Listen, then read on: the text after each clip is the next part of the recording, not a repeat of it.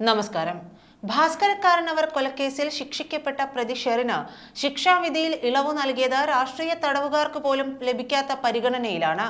20 വർഷത്തിലധികമായി ശിക്ഷ വിധിക്കപ്പെട്ട ജയിലിൽ കഴിയുന്നവരെ പോലും മറികടന്ന് 14 വർഷം തടവ് കാലാവധി പൂർത്തിയാക്കിയ ഷെറിന് സ്ത്രീ എന്ന പരിഗണന നൽകിയാണ് മന്ത്രിസഭായോഗം തീരുമാനമെടുത്തത്.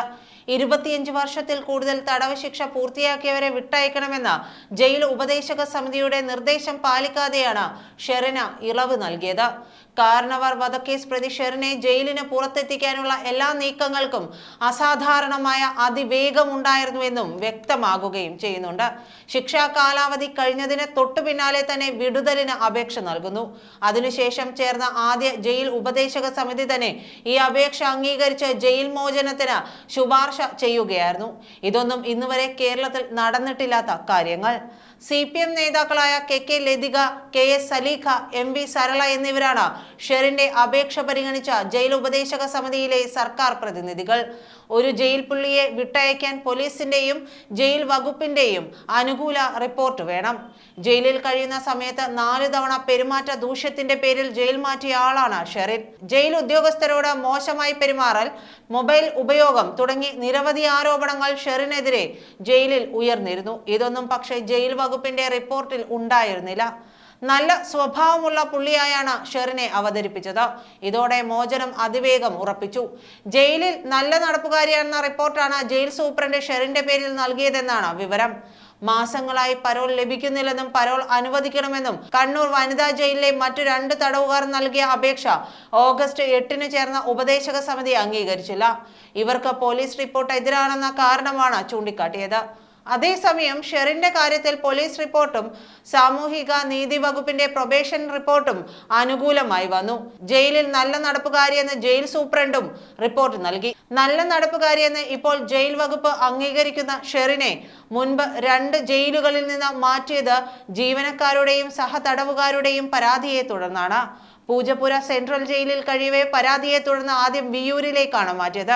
ഇവിടെ ജോലി ചെയ്യാൻ മടി കാണിച്ചതിന് ജയിൽ ജീവനക്കാരുമായി പ്രശ്നങ്ങളുണ്ടായി. ഇതേ തുടർന്നാണ് കണ്ണൂർ വനിതാ ജയിലിൽ എത്തിക്കുന്നത്. പ്രതികൾ ശിക്ഷിക്കപ്പെട്ടാൽ റിമാൻഡ് കാലാവധിയും ശിക്ഷാ കാലാവധിയായി കണക്കാക്കും. അതനുസരിച്ച് 2009 നവംബറിൽ റിമാൻഡിലായ ഷെറിൻ 2023 നവംബറിൽ 14 വർഷം തികച്ചു. പിന്നീട് ആദ്യം ചേർന്ന ജയിൽ ഉപദേശക സമിതിയിലാണ് ഷെറിന്റെ അപേക്ഷ പരിഗണിച്ചത്. 14 വർഷം ജയിലിൽ കഴിഞ്ഞ ജീവപര്യന്തം തടവുകാരുടെയെല്ലാം മോചന അപേക്ഷ ജയിൽ ഉപദേശക സമിതിക്ക് മുൻപിൽ വരാറുണ്ടെങ്കിലും ആദ്യ അപേക്ഷ അംഗീകരിക്കുന്ന കീഴ്വഴക്കമില്ല.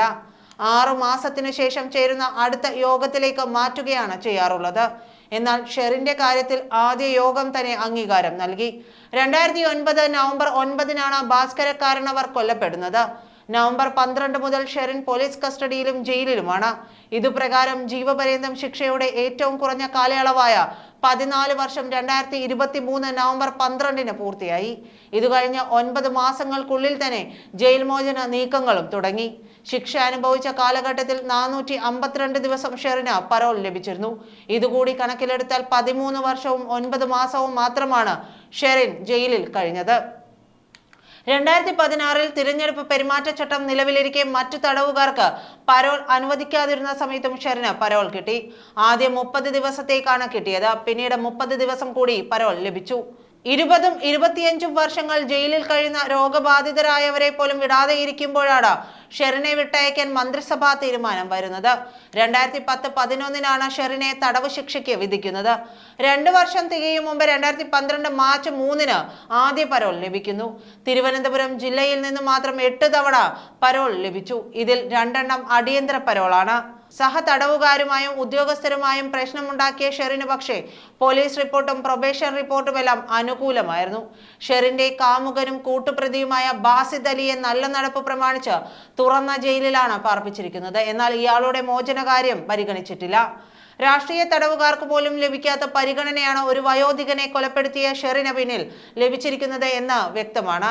ഇതിനു പിന്നിലെ കാരണമാണ് കേരളം മുഴുവൻ തിരയുന്നത്.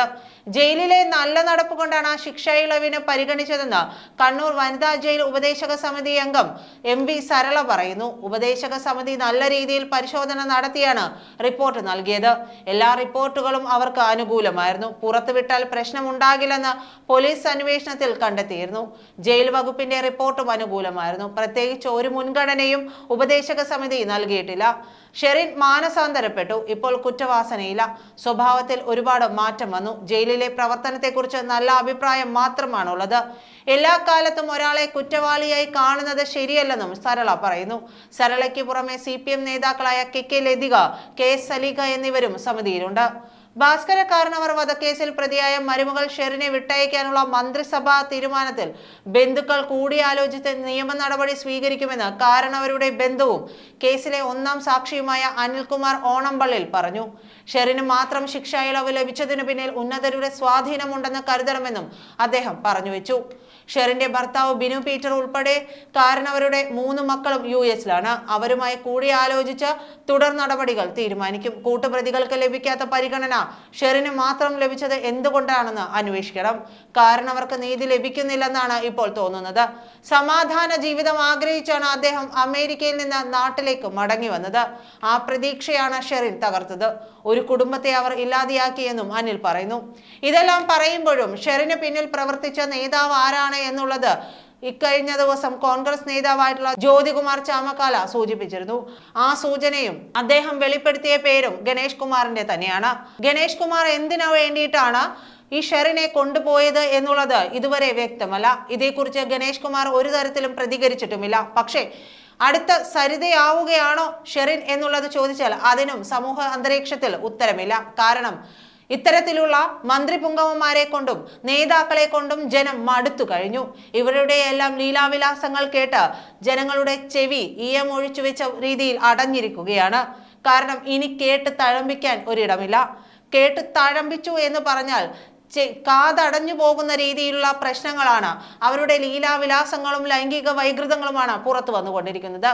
ഗണേഷ് കുമാറിനെ കുറിച്ചുള്ള ചില സൂചനകൾ നേരത്തെ ഒരു ഫേസ്ബുക്ക് പോസ്റ്റിലൂടെ മുതിർന്ന മാധ്യമ പ്രവർത്തകൻ പങ്കുവച്ചിരുന്നു. അതിനുശേഷമാണ് ജ്യോതികുമാർ ചാമക്കാല അദ്ദേഹത്തിന്റെ പേര് വെളിപ്പെടുത്തുന്നതും. ഗണേഷ് കുമാറിന്റെ ഒരു പൂർവ്വകാലം അനുസരിച്ച് ഇത്തരത്തിലുള്ള സാധ്യതകൾ കൂടുതലാണ് എന്ന് തന്നെ വേണം പറയാൻ. പക്ഷേ അദ്ദേഹം ഇതേക്കുറിച്ച് ഇതുവരെയും പ്രതികരിച്ചിട്ടില്ല. നന്ദി.